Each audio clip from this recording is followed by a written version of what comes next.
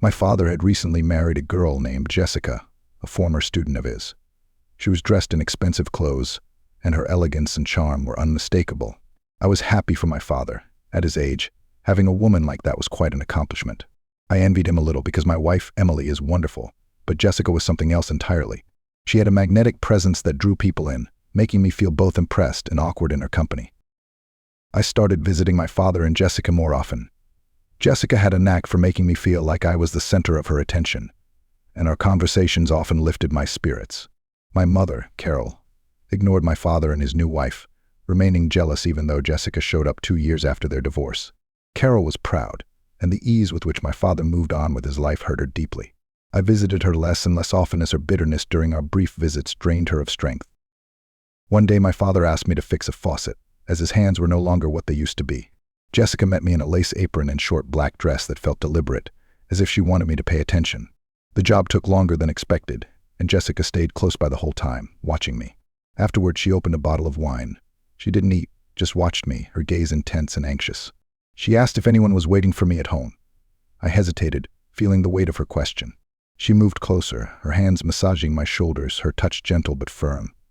I asked what she was doing, and she giggled. "You're very tense. You need to relax." Before I knew it, she was already kissing me, and her fingers were undoing the buttons of my shirt. There was a sense of inevitability to it all, as if we had both agreed to cross that line a long time ago. Surrendering, I responded, and we continued on, caught up in the adrenaline of the moment.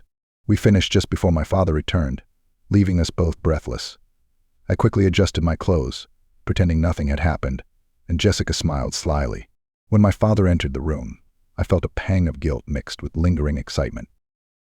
The next few days passed like a blur. I was constantly thinking about Jessica, her smile, her touch. I made excuses to visit, a forgotten tool, a faucet issue, anything to see her again. Each time, Jessica found herself at my side, her eyes meeting mine with a knowing glint. We never talked about what had happened, but the tension was palpable. My father didn't notice anything, and I felt a strange mixture of guilt and excitement. One afternoon, alone with Jessica again, she wasted no time. She leaned toward me, her lips a few centimeters from mine, and she whispered, "I've been waiting for this." She kissed me, and I gave in again. The excitement of being caught added to the adrenaline, and I found myself completely lost in her. She looked up at me afterward, her eyes full of satisfaction. "You know this can't last forever," she said. I nodded, realizing we were playing with fire, but I wasn't ready to leave. The thrill was too tantalizing. I left that day feeling a mixture of emotions, guilt, excitement, fear. I knew I had embarked on a path that could only lead to disaster, but I couldn't bring myself to stop.